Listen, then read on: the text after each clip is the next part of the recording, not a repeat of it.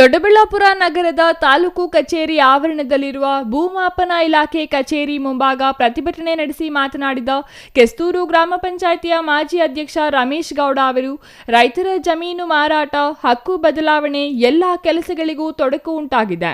ಸರ್ಕಾರ ಕೂಡಲೇ ಭೂಮಾಪಕರ ಬೇಡಿಕೆ ಈಡೇರಿಸಿ ಅವರನ್ನು ಕೆಲಸಕ್ಕೆ ನಿಯೋಜಿಸಬೇಕು, ಇಲ್ಲವೇ ಪರ್ಯಾಯ ವ್ಯವಸ್ಥೆ ಮಾಡಬೇಕೆಂದು ಆಗ್ರಹಿಸಿದರು.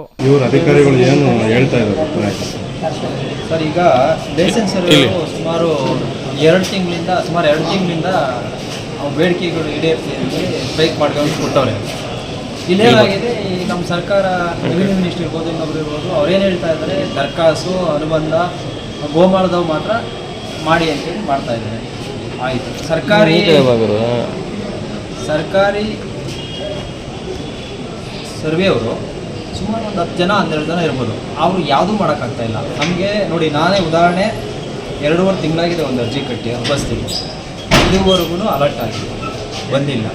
ಲೆವೆನ್ ಸ್ಕೆಚ್ ಇದೆ, ತತ್ಕಾಲ್ ಕೊಡಿ ಇದೆ, ಬಸ್ ಇದೆ, ಸುಮಾರು ಒಬ್ಬೊಬ್ಬರದು ಸುಮಾರು 100 ಫೈಲು ಪೆಂಡಿಂಗ್ ಇದೆ, ಅರ್ಜಿಗಳು. ಈಗ ಫೀಸ್ ಮಾತ್ರ ಕಟ್ಬಿಡ್ತೀವಿ, ಈಗ ಮತ್ತೆ ಅದು ವಾಪಸ್ ಹೋಗ್ತದೆ. ತಿರ್ಗಾ ಅದನ್ನು ಚಾಲನೆ ಮಾಡಬೇಕಾದ್ರೆ ಸುಮಾರು ಕಷ್ಟ ಬೀಳಬೇಕು. 2 ತಿಂಗಳಿಂದ ಭೂಮಾಪನ ಇಲಾಖೆಯಲ್ಲಿ ಜಮೀನು ಸರ್ವೆ, ಹದ್ದುಬಸ್ತು, 11E, ಪೋಡಿ, ದಾರಿ ನಕ್ಷೆಯ ಅರ್ಜಿ ವಿಲೇವಾರಿಯಾಗುತ್ತಿಲ್ಲ. ರೈತರ ಪಾಲಿಗೆ ಈ ಇಲಾಖೆ ಸತ್ತು ಹೋಗಿದೆ. ರೈತರ ಸಮಸ್ಯೆ ಯಾರೂ ಆಲಿಸುತ್ತಿಲ್ಲ. ಸರ್ವೆ ಇಲಾಖೆಯ ಈ ಸಮಸ್ಯೆಯಿಂದ ಜಮೀನುಗಳ ಮಾರಾಟ ಪ್ರಕ್ರಿಯೆ ನಡೆಯುತ್ತಿಲ್ಲ. ನಮ್ಮ ತಾಲೂಕಿನಲ್ಲಿ 2,000ಕ್ಕೂ ಅಧಿಕ ಅರ್ಜಿಗಳ ವಿಲೇವಾರಿಯಾಗಬೇಕಿದೆ. ರೈತರು ತಮ್ಮ ಮಕ್ಕಳ ವಿದ್ಯಾಭ್ಯಾಸ, ಆಸ್ಪತ್ರೆ ವೆಚ್ಚ, ಮದುವೆ ಕಾರ್ಯಗಳಿಗೆ ಹಣ ಹೊಂದಿಸುವುದು ಕಷ್ಟವಾಗಿದೆ.